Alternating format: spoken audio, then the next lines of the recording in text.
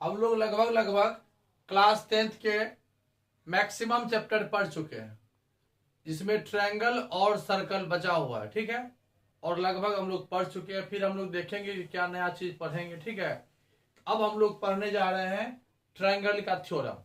तो पहले तो हम थ्योरम पढ़ेंगे, जितने भी 1 to 5 या 6 या 7 जो भी थ्योरम है।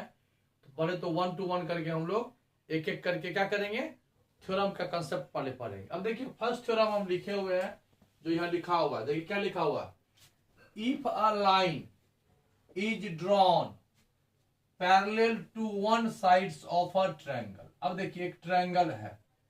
अब देखिए पहले एक ट्रायंगल बना लीजिए। देखिए ट्रायंगल हो गया ये। अब यहां पर सबसे पहले यहाँ कुछ लिखते भी चलेंगे। अब यहाँ सॉल्यूशन हो गया या प्रूफ। सबसे पहले यहां पर क्या है, गिवन। गिवन में क्या है, इन ट्रायंगल ए बी सी। यहां तक हम पढ़े, एक ट्रायंगल हमारे पास है ए बी सी। अब देखिए if a line is drawn parallel to one side. अब यहां पर ये साइड बीसी है, इसके पैरेलल एक लाइन हम खींच रहे हैं। ये इसके क्या है, पैरेलल है। तो ये साइन लगा दोगे ना, इसका मतलब माना जाएगा कि यह लाइन इस लाइन के पैरेलल है। इसको मान लेते हैं डी और ई। ठीक है, in triangle A B C comma D E parallel to B C. ये मैंने कहा, ये दिया हुआ देखिए, if a line is drawn parallel to one side of the triangle to intersect the other two sides. Other two side हो गया A B और ए सी। कहां इंटरसेक्ट किया, intersect the other two sides in distinct point, मतलब अलग अलग different point. यहां पर यहां कट किया और यहां पर यहां इंटरसेक्ट किया, राइट, डी और E point. Then the other two sides are divided. अब ये जो लाइन है इसके पैरेलल खींचे, तब ये डिवाइड कर रहा है किसको, ए बी को और ए सी को, डी पॉइंट पर और ई पॉइंट पर। इन द, अब ये कह रहा है यहां पर in triangle A B C D parallel to B C. अब यहां है टू प्रूव। देखिए क्या प्रूव करना है, to prove A D by D B. A D और डी बी का जो रेशियो होगा दिखा हुआ, other two sides are divided in the same ratio. A D by D B का जो रेशियो होगा वो ए ई बाय ई सी का रेशियो के बराबर होगा। तो जब भी थ्योरम हम लोग प्रूव करेंगे, खास करके हमको नहीं लगता है कि थ्योरम प्रूफ एग्जाम में पूछता है। थ्योरम नहीं पूछता है लगभग। आपको इस थ्योरम का कंसेप्ट पता होना चाहिए, इसका प्रॉपर्टीज पे क्वेश्चन बनेगा। अब ये हो गया यहां तक। अब यहां पर तीसरी बात ये आता है कंस्ट्रक्ट या कंस्ट्रक्शन। क्या हम कंस्ट्रक्ट करने जा रहे हैं, हम क्या करने जा रहे हैं, ध्यान दीजिएगा। यहां से एक लाइन हम यहां से ड्रॉ करते हैं परपेंडिकुलर इस पे, इसको पी मान लो। कंस्ट्रक्ट क्या किए, E P perpendicular to A D बोलो या ए बी बोलो, एंड एक और परपेंडिकुलर ड्रॉ करो यहां से, इसको परपेंडिकुलर ड्रॉ कर लो। और यहां क्या करो, डी क्यू परपेंडिकुलर टू ए। बस अब ये हो गया। इतना तक समझ में अगर आ गया तो क्वेश्चन बन गया। अब देखिए यहां पर 4 ट्रायंगल हम लोगों को लेना है। एक ऐसा ट्रायंगल लेना है जिसमें बेस एडी हो, एडी से मतलब है, बेस डीबी चाहिए, यहां है, बेस एई से मतलब है, और बेस ईसी से मतलब है। तो डी से मतलब होगा कब, जब ये ट्रायंगल होगा। इसको भी एक ज्वाइन करो। आप 4 ट्रायंगल हमको यहां लेना है। अब यहां पर देखिए, we know area of triangle A E D, A E D, A E D का एरिया ऑफ ट्रायंगल आपका हो जाएगा हाफ, बेस हो जाएगा ए डी और हाइट हो जाएगा पीई।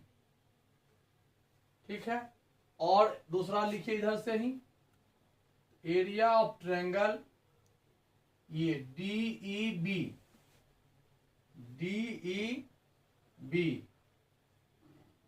ये हो जाएगा हाफ, बेस तो डी बी हम ले लिए, लेकिन हाइट देखिए ट्रायंगल कहीं भी हो, ट्रायंगल कहीं भी हो, हाइट यही होगा। ट्रायंगल कितना बड़ा भी तुम बना लो, हाइट यही होगा, ट्रायंगल कितना बड़ा भी ले लो, बेस यहां से यहां होगा, लेकिन हाइट आपका हमेशा वही होगा। ये जो ट्रायंगल हम लोग लिखे हैं, ये जो ट्रायंगल है इसका हाइट भी PE ही होगा। ठीक, अब इधर से देखें, अब इधर से देखिए, यही यही एरिया ऑफ ट्रायंगल AED, यदि हम यहां पर बेस ले लें, यहां पर हम बेस ले ले AE, तो हाइट हो जाएगा DQ, और यहां पर हम ले ले बेस, बेस ले ले EC, इसको यहां से मिला दीजिए, बेस हम ले ले EC, हाइट हो जाएगा DQ। ये भी वही है और ये भी वही है, इधर से लिए तो ये आया, इधर से लिए तो ये आया। ये किसका ट्रायंगल हो गया? ये हो गया एरिया ऑफ ट्रायंगल। रुक जाओ एक सेकंड, यहां पर लिख लो, एरिया ऑफ ट्रायंगल ADE, ये हो जाएगा हाफ EA इंटू DQ। फिर यहां लिखो area of triangle DEC is equal to half base EC ले लो और हाइट DQ हो, बेस ये ले लिए और हाइट ये हो गया।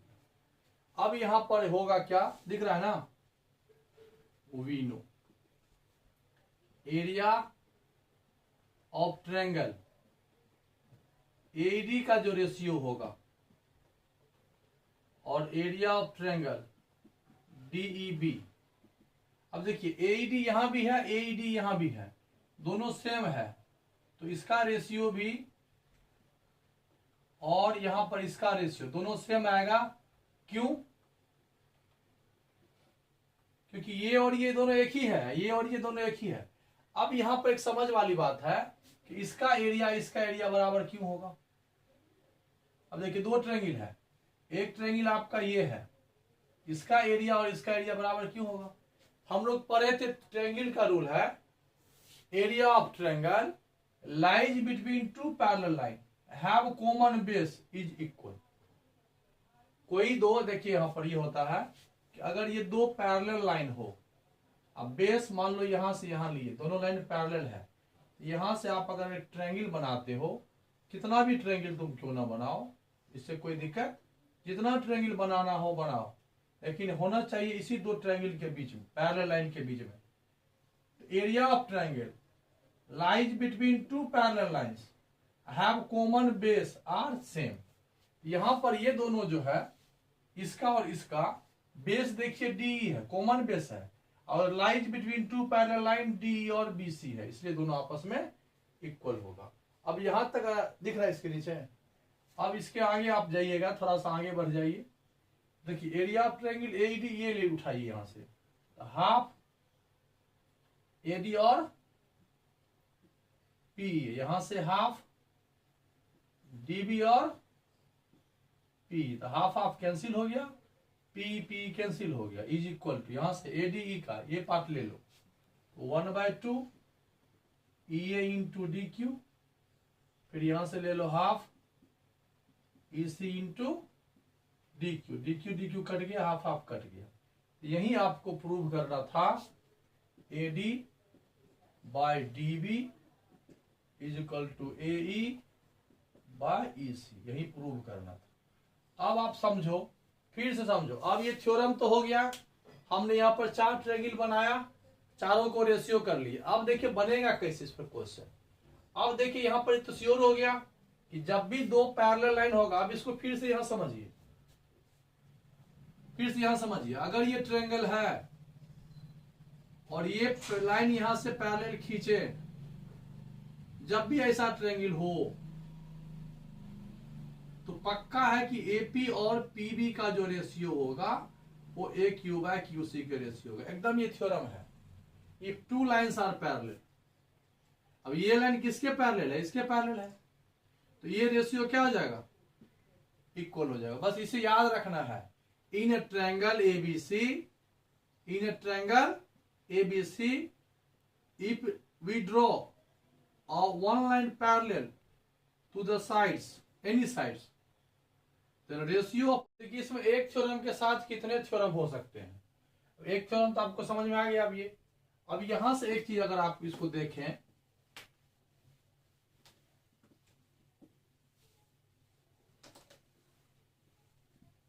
अब देखिए यहां क्या क्या हो सकता है। यदि हम यहां क्या लिखे, एडी लिखे, एडी बाय डीबी लिखे, इजकल टू ए बाय इसी लिख दिए। इसी को रेसिप्रोकल में भी लिख सकते हो, तो डीबी बाय एडी, इधर से हो जाएगा ईसी बाय एई। फर्स्ट हुआ, सेकेंड हुआ।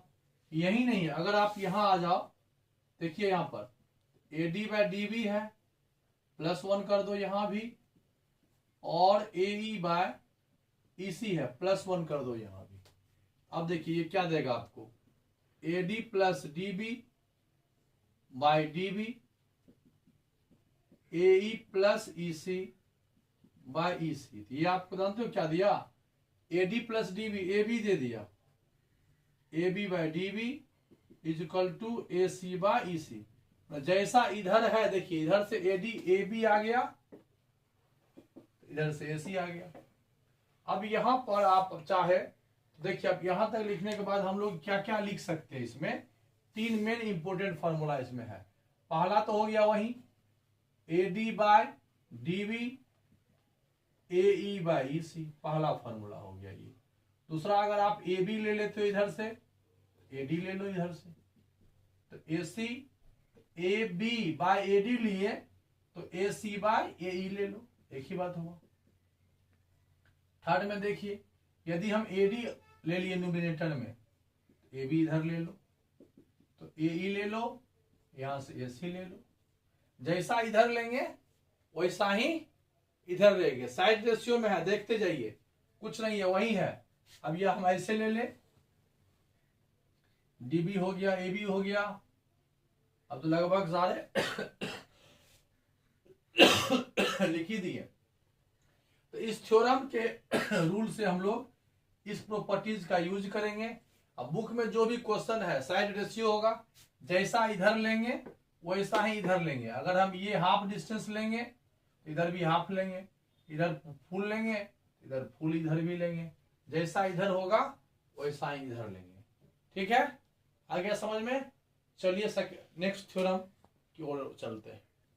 फर्स्ट थ्योरम जो था आपका ये कंप्लीट हो चुका है। ठीक है, ओके।